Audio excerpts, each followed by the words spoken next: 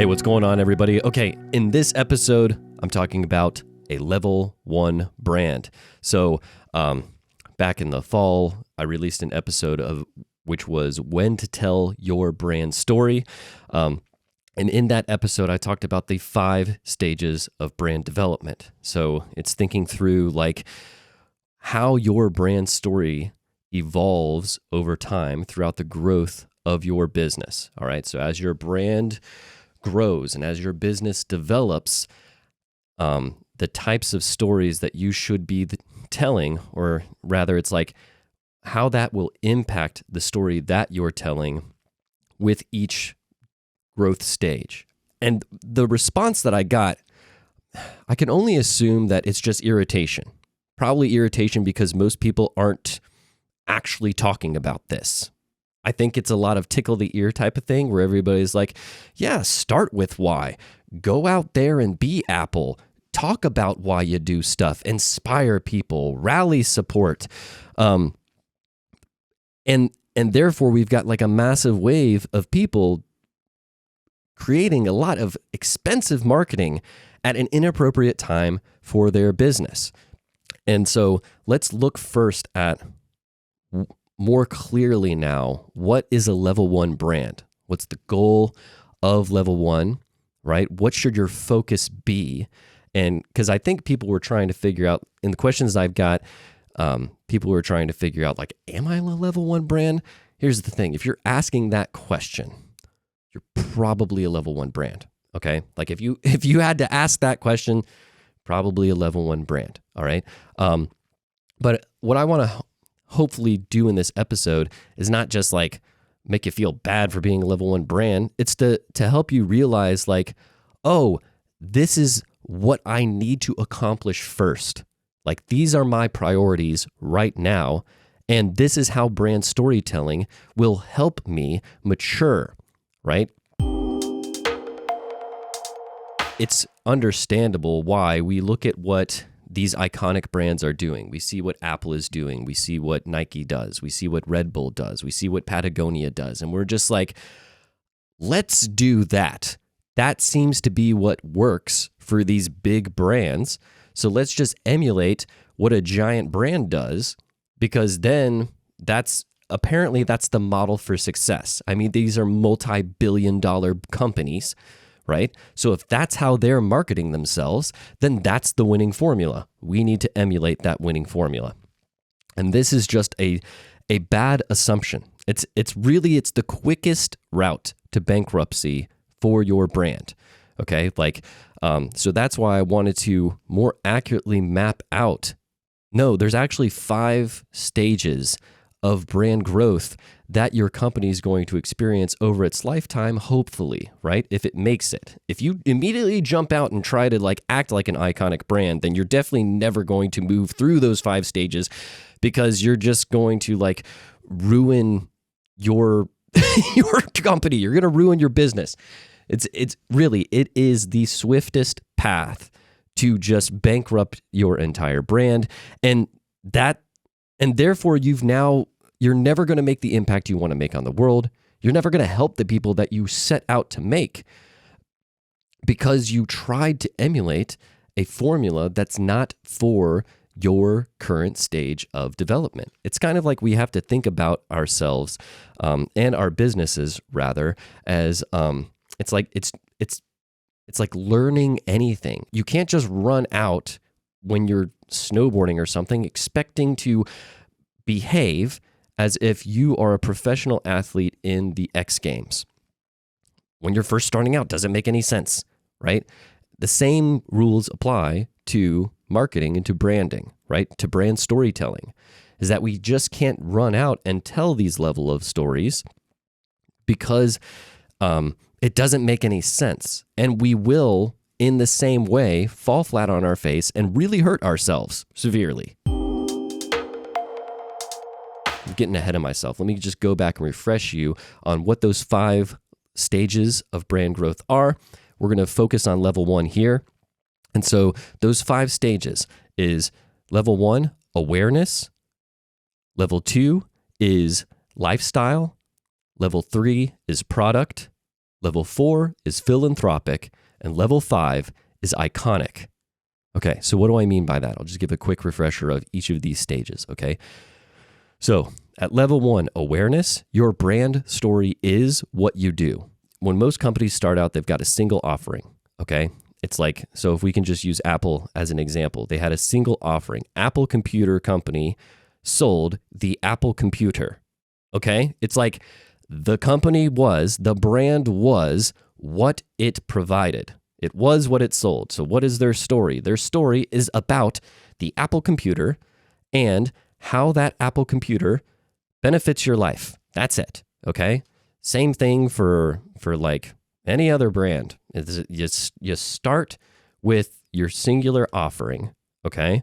And your company's brand story is the value. It's your marketplace story, right? It's your SB7 if you want to think about it that way. Like your brand story is the value that this product offers and the transformation it causes within your target audience, your target customer, okay? That's your story.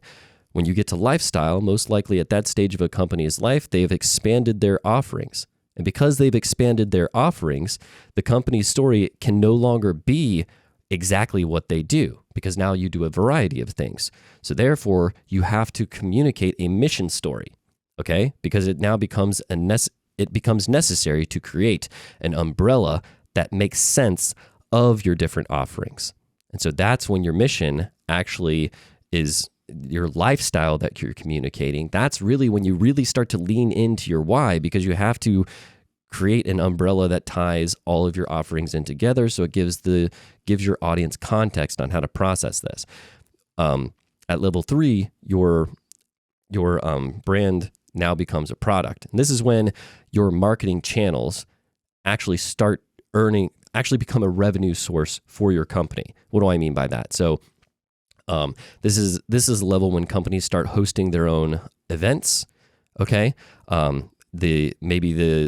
Maybe an executive wrote a book and they're selling a book, and that book is part of a lead gen for the rest of their company, but it's a lead gen that you get paid for, okay? If you've been doing a bunch of content marketing, maybe you're able to like actually monetize your content marketing platforms, all right? So that's what I mean, is that your marketing itself becomes a revenue source for your organization. At level 4 is when you can now start doing philanthropic marketing. So this is when you're telling like net good stories, where you're telling stories that literally advance your mission, and it's marketing for the purpose of making an impact on society. If you look at Patagonia and what Patagonia does, they created an entire film department, and for the sole purpose of making documentaries that advance their mission and advance their causes. These documentaries have nothing to do with clothing. They have everything to do with sustainability, food, clean water and fishing. Like it's the things that they're actually passionate about, and it's topics related to the outdoors, but it's not anything to do with their clothes, okay? And so the whole purpose of those is to advance their mission, to change and impact society through their marketing. That's what you can do when you get to philanthropic. And then finally is iconic. Now you've literally become a cultural myth, a cultural icon. And these are the giant brands like Apple, Coca-Cola, Nike. That's what they're doing, okay? So there's a lot of legwork that you have to do in order to even reach that iconic stage. And that's why their marketing is mythological in a sense, right? Like that's why they've leaned in so much into that style of marketing, and brand storytelling. It's because they're now at the iconic level. They can do whatever they want. They got billions of dollars. That's why, okay? They have enough revenue to offset the costs of that level of marketing. Your brand story is what you do. So at level 1, your brand story is what you do. Your company is what you do. So therefore, the story that you're telling is the marketplace story. It's the story about, here's my customer. Here's this customer, and they have these problems that they're facing. These problems are like super frustrating, right? And they're affecting them at all different levels. And they can't seem to get past this issue. They've got this dream of what they want their life to actually be like. They have these these goals that they're setting out to fulfill. But because this problem's in their way, they can't move forward, and it's stuck, and it's now threatening them. So you raise the stakes. It's now threatening them. And oh my gosh, life is about to be completely terrible. But our service or our product comes in and removes that blockage from them, right? And not only does it remove that blockage from them and cause massive relief in their life, but now we've got these added benefits and added features that significantly benefit their life. So their life was bad before, but now, not only do they not have that problem in their way, now it's even better because of all these features and benefits that we've added to their life. And they are now a completely new person. They're fully transformed. And now they're recommending that you also have that same experience with this company. That's the marketplace story. That is a customer testimonial story. So you're really focused on finding customer testimonials from your ideal customers, right? And then telling those and trying to get as many of those out as possible. So that way it's super clear about what you do. This ultimately is your value proposition in a story format. So identifying a very clear, attractive offer for your customer, your value proposition, the value that you provide them, okay? Getting very clear about your positioning, right? Like how do you need to actually position yourself so that way your customer understands that you can help them, okay? Getting very clear about your customer, about your ideal customer. Who do you want to work with? Who are you seeking to help, right? And who best benefits from your service, right? Like that's what you're trying to focus in on. And then once you figure out that profile, you're thinking about developing that customer profile from both demographics as well as deep psychographics, getting inside of their mind, understanding their desires, understanding what they care about, understanding the problems that they face, understanding how those problems affect them, learning their jargon and speaking their jargon. Okay, like you have to really step into their shoes to fully empathize with them. You've got to become, we have in all of our meetings when we start off the week, it says we are a student of our customer. Like that's what we're focused on. That's what we're trying to accomplish. That's what we're trying to do. Because the better I know who I'm serving, the better I can serve them, the better I can make my offer, the better I can make my services, the better I can structure my entire marketing, the better I can structure a better user experience.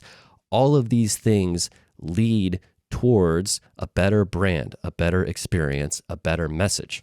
All right. And then what we're trying to figure out is once we've figured out that customer profile, we figure out the customer journey. How does our customer journey through our company? Because that helps us to accomplish what I just explained, making everything better, because now we're thinking from their perspective, not our perspective. Like, what do they need to see? What questions do they have?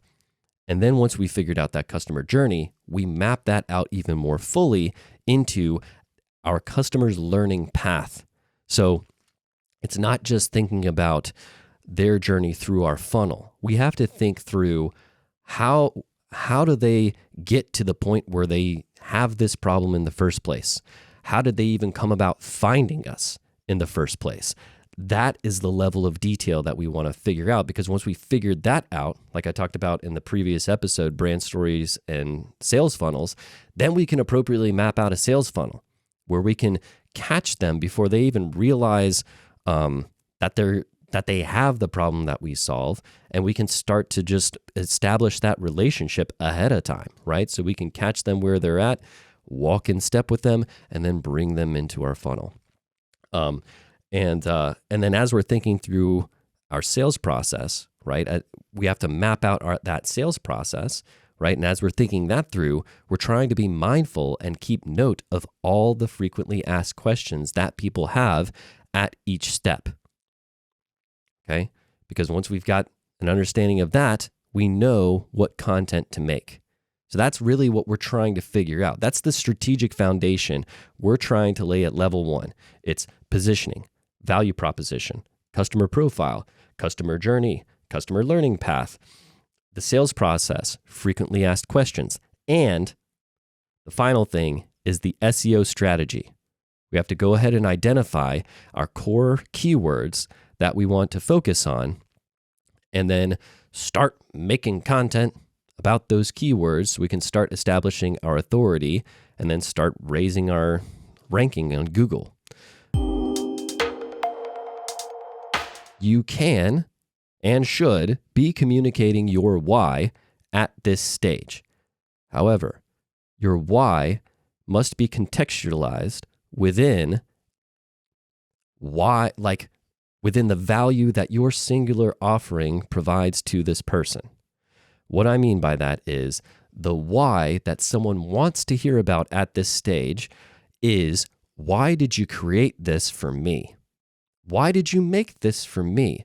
Why do you care so much about me that you would go out of your way to create this wonderful experience and to transform my life and to better my life? So it's kind of like an origin story, but it's not a selfish focused origin story where it's like, I set out to do this because my life journey, right? Like, no one cares about your life journey right now.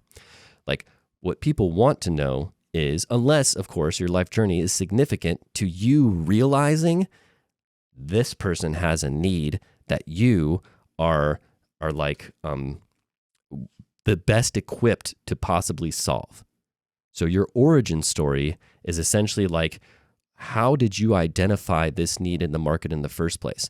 How did you come to realize, oh, this isn't being done properly? There's a better way of solving this problem for this person. Or maybe this person isn't being served.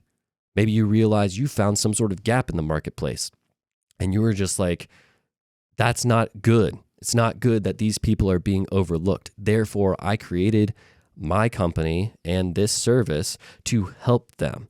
And then how did you go about figuring that out? And then you can you can flex your expertise in a sense, talking about like why this system or this process or whatever is in place, but it's all within the context of it's for them, to benefit them, right?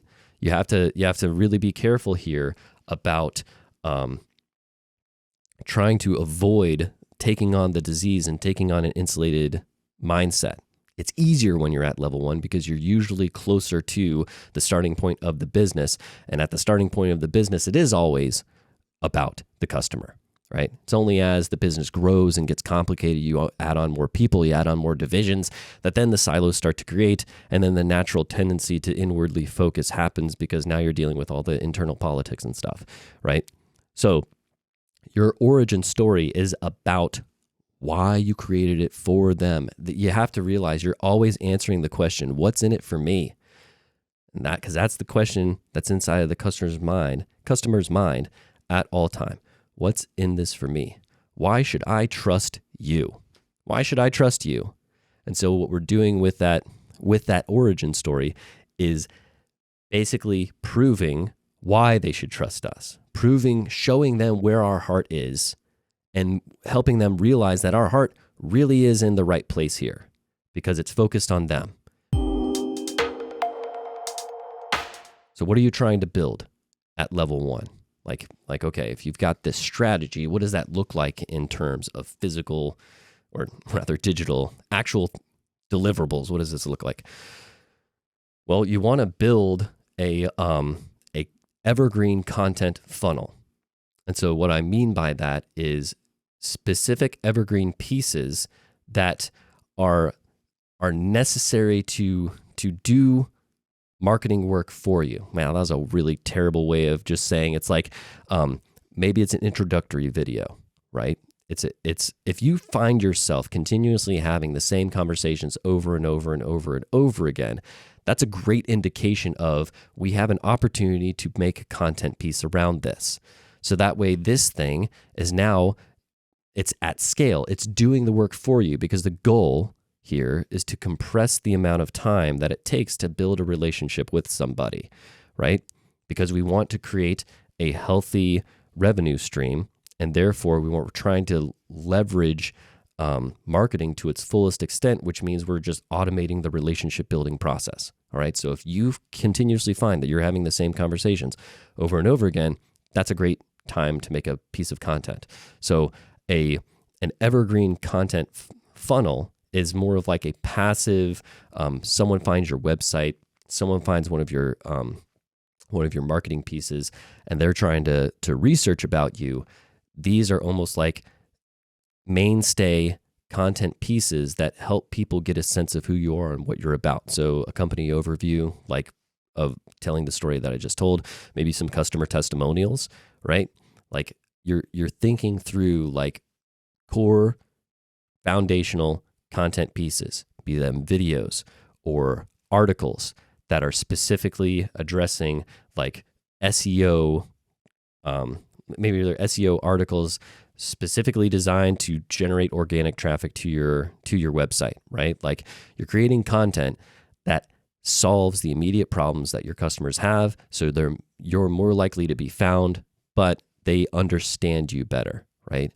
So that's what you're trying to create, an evergreen content funnel. These are like long-lasting things that are going to last your company like years, right? Long shelf life. And then you want to create sales funnels. So sales funnels, specific sales funnels designed to attract your specific target customer. Or if you realize you've got like a couple different segments, then make one per segment. If you already have a couple different offers at this moment, make one per offer, right? But this is like thinking through, like it could be as simple as building up your email list. So having just a specific like lead gen value add that's just there to build your email list. Or you could think about it as driving towards a specific offer. So it's a lead gen that's related to an introductory offer. So you can start to drive business that way. And now that you have both those things in place, now you're using marketing to basically do some heavy lifting for you so you can free up some of your time and condense the amount of time that it usually would take you to start to form these relationships and to establish trust with your ideal customers. Once you have those things set in place, things will start to be easier, right? Like now you're really honed in on exactly who you're trying to target. You're really honed in on how you need to approach them, how you need to communicate with them. You're constantly framing your value, the value you offer within a story, so they're internalizing it now, right? So the message is really sticking with them, okay? And now you have these foundations set in place, so that way you've started to automate this entire process. You're also now thinking about improving your entire process, like where can we place content along maybe even our onboarding process or like throughout the funnel, so that way it makes a great experience for our clients, our customers, donors, whatever, right? Like that's really what you're building. It's that foundation. When you've got that foundation, yes, now you have the things in place to help your business convert potential leads into customers. Now you're capable of telling other stories, right, that aren't so focused on making sales and driving revenue. You can now focus more on, let's now expand and let's now tell something more mission focused, something more entertainment focused, because now if somebody sees that, you have a framework set in place for them to go to. Like it's that's the scary thing about, hey, let's just do what these iconic brands are doing, is you're going to build a story that will be an extreme value add, but you don't have a framework for them to catch them, right? You don't have it set up for them to really now, what's my next step? What's their next step, right? How do they begin to form a relationship with you? How do they now get the value that you provide if they don't understand the value that you provide? All they saw was this great video, wow, that's really cool. Let me share it with some people, but we never want to make ourselves an entertainer for free, right? Like you have to make sure first, this is the strategic foundation we're building. We're getting super focused on who we're serving, the value we offer them. We're positioned in such a way that they understand us. We've got systems in place now to help turn them into customers so we can transform their life, right? And then we've got this set in place so that way we've got healthy revenue streams coming into our business, which frees us up to actually make the impact that we set out to make in the first place. All right, hope this was helpful. Hope this gave you more of a depth on what level 1 brand looks like. As always, if you have any questions, you can reach me at Storytelligent on Instagram, or you can send me a message directly through the website, McNabbstorytelling.com, and I'll see you in the next one. Take care.